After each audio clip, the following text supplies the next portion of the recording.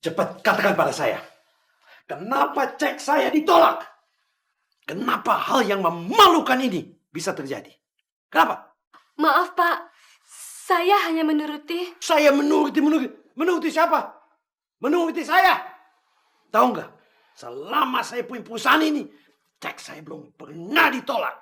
Kamu tahu, saya di sini yang punya perusahaan. Ya, belum pernah cek saya ditolak.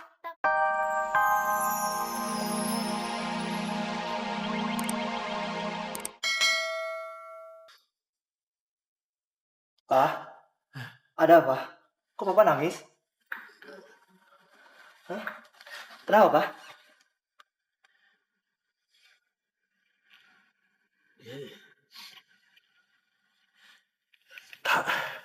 Tadi dokter telepon, memberi laporan tentang kesehatan kamu, Dit.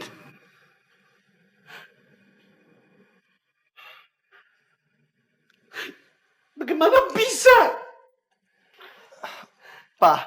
Pak, Dit, sejak kecil, Papa dan Mama selalu menjaga kamu, mendoain kamu. Tapi kok, kenapa bisa? Kenapa? udah ya, Pak. Udah, Pak. Udah, Papa nggak usah nangis lagi. Dan aku minta sama Papa, kalau masalah ini, Mama jangan sampai tahu. Aku yakin, Pak. Pasti Mama nggak gampang terima semua ini. Apalagi setelah kembalinya Mira ke perusahaan kita, Pak. Mama masih shock.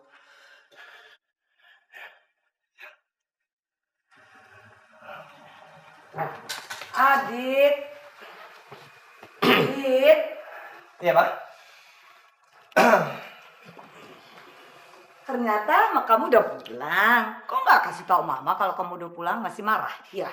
Dan masih gara-gara yang kemarin juga kamu masih nggak mau ngomong sama Mama? Iya.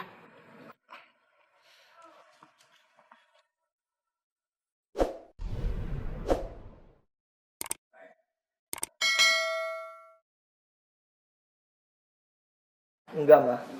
Aku nggak marah sama Mama. Kita kan memang beda pendapat. Tapi di antara kita nggak ada kebencian, ya kan?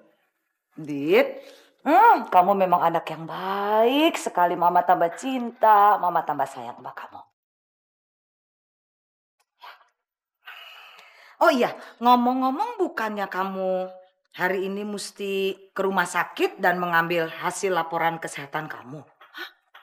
Terus dokter bilang apa?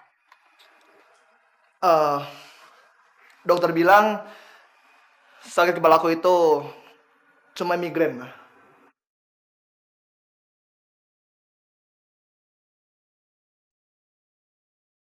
Seperti yang telah saya kemukakan, kemungkinan kesempatannya itu 50-50. Jadi kami harus segera melakukan tindakan operasi secepat mungkin. Karena kemungkinan ukuran tumor akan terus berkembang. Dan hal itu yang bisa menyebabkan kesempatan Aditya untuk bertahan hidup sangat tipis. Dok, kira-kira berapa lama, Dok? Saya bertahan hidup kalau saya nggak dioperasi. Mungkin 3 bulan, tapi bisa juga 6 bulan, tapi tidak lebih. Dan tes yang telah kita lakukan adalah tes pendahuluan. Jadi kami masih memerlukan beberapa pemeriksaan yang lebih intensif lagi. Untuk mengetahui ukuran sebenarnya dan keadaan serta kondisi tumor tersebut sebelum dilakukannya tindakan operasi. Ya, pokoknya dok, saya ingin semua ini segera dilaksanakan. Semakin cepat, semakin baik. Ya. Dan ingat dok, berapapun biayanya, dokter harus selamatkan anak saya.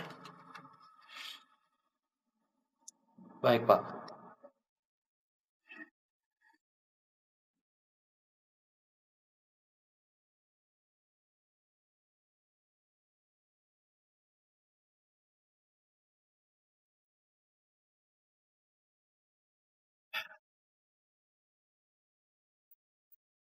Kami akan berusaha semampunya, Pak. Tapi satu hal yang ingin saya ingatkan di sini, Aditya, kamu harus benar-benar ekstra hati-hati. Jangan sampai kamu mudah terpancing emosi. Iya, Dok. Aku kan udah lama kerja di sini, jadi aku tahu informasi yang tepat untuk perusahaan ini. Perusahaan ini tuh dalam keadaan yang hancur banget loh, bahkan hampir bangkrut. Kalau menurut aku sih kita butuh bintang yang besar deh. Selain bisa meningkatkan keuntungan, kita juga bisa meningkatkan penjualan kaset kita.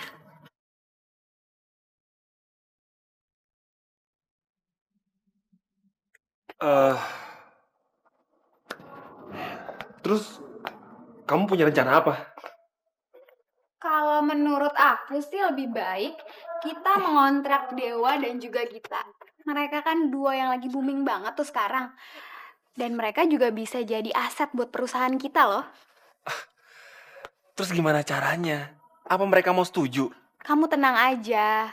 Aku udah mengatur pertemuan kamu sama Dewa. Dan aku udah nyiapin juga surat kontraknya. Nih, di dalam surat kontrak itu ada detail-detail yang pasti Dewa kalau ngebacanya nggak bakalan bisa nolak. Dan akan mendatangkan banyak keuntungan untuk perusahaan kita. Tapi kamu bacanya nanti aja ya, di perjalanan menuju hotel. Nanti juga kamu ngerti kok ya. Kamu kok gitu sih? Iya, cepetan. Ya udah. Aku pasti akan pergi. Tapi satu cium dulu ya. Boleh sayang. Dadah.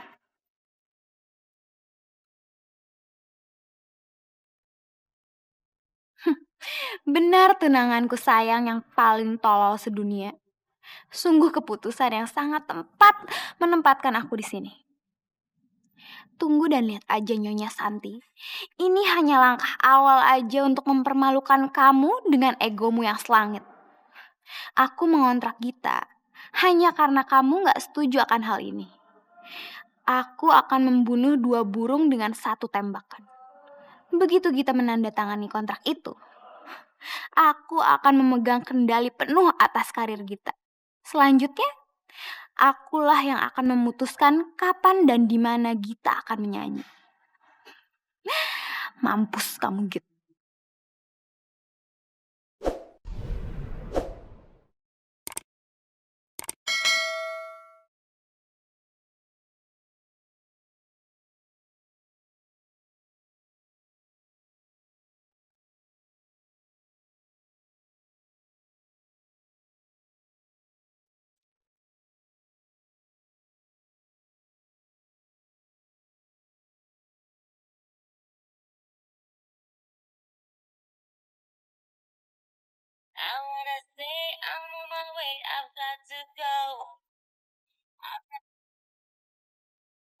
Ya sayang.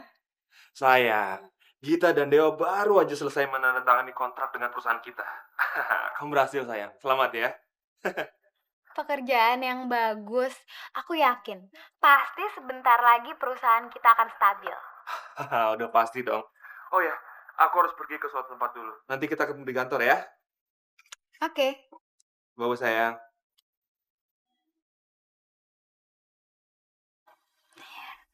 Sekarang Gita sudah ada dalam cengkramanku. Kenapa, Dit? Kenapa cinta kita penuh dengan masalah? Kenapa cinta kita penuh dengan liku-liku? Sekarang kita mendapatkan masalah yang sangat besar. Kematian, Dit. Tapi aku yakin, seperti masalah lainnya, Dit, kita selalu bisa menghadapi semuanya. Cinta kita pasti menang, Dit. Kamu mau kan berjuang sama aku? Git, air mata kamu itu bagaikan permata. Jadi, jangan kamu sia-siakan. Apalagi untuk laki-laki bodoh seperti aku. Dit, jangankan permata. Hidupku pun akan kuberikan untuk kamu.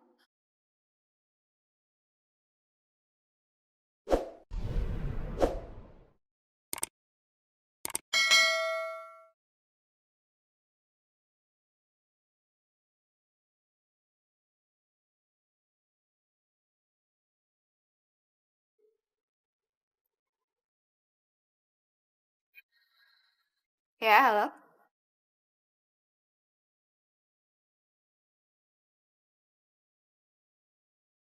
Jangan, pokoknya jangan. Saya bilang hentikan cek itu sekarang juga.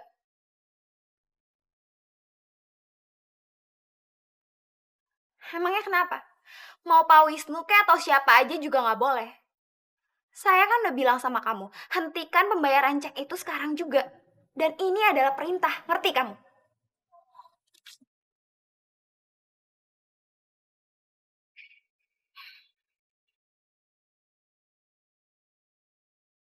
Halo? Dari mana asal cek itu? Ya, dari rumah sakit mana? Oke.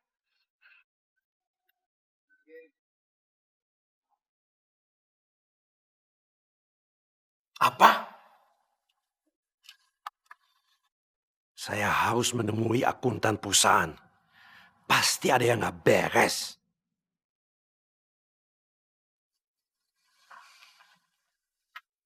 Cepat katakan pada saya. Kenapa cek saya ditolak? Kenapa hal yang memalukan ini bisa terjadi? Kenapa? Maaf, Pak. Saya hanya menuruti. Saya menuruti siapa? Menuruti saya. Tahu nggak? Selama saya punya perusahaan ini, cek saya belum pernah ditolak. Kamu tahu, saya di sini yang punya perusahaan. Belum pernah cek saya ditolak. Tapi saya, Pak. Apa sok? Sopan sedikit dong, Om Wisnu yang terhormat. Kenapa sih? Kok Om Wisnu marah-marah sama dia?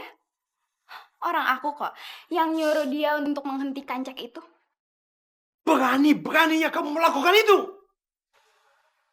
Om lupa ya, kalau aku adalah direktur utama di perusahaan ini. Dan aku berhak untuk melakukan hal itu. Lagian, cek yang Om minta itu adalah untuk kepentingan pribadi. Jadi lebih baik Om urus aja sendiri. Nggak usah ganggu perusahaan ataupun saya. Ngerti? Tahu diri dikit dong. Dasar penipu yang gak malu. Kamu benar-benar menjijikan. Menjual harga dirimu demi uang. Kamu akan menerima balasannya. Tuan iblis.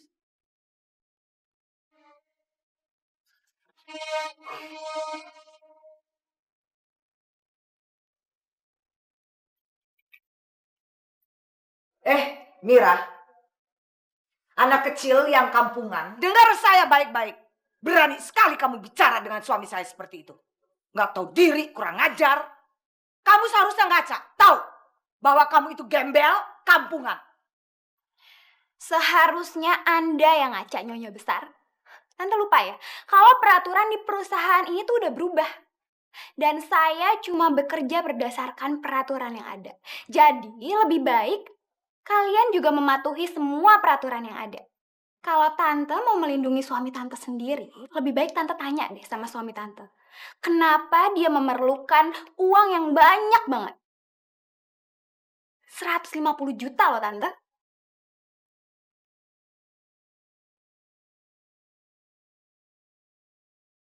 Suami saya, Wisnu, sudah mengeluarkan cek sebesar 150 juta rupiah.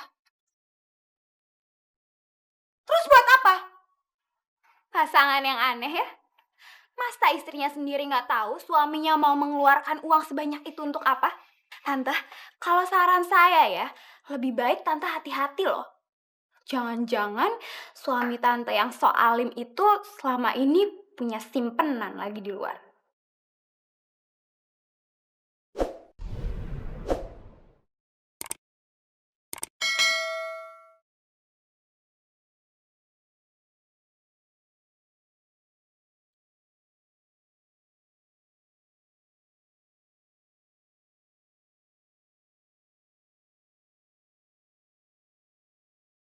Ngaku dong, Pap. Kalau memang Papa tuh punya selingkuhan, kasih tahu sama Mama apa dia lebih cantik, apa dia lebih muda, kasih tahu dong.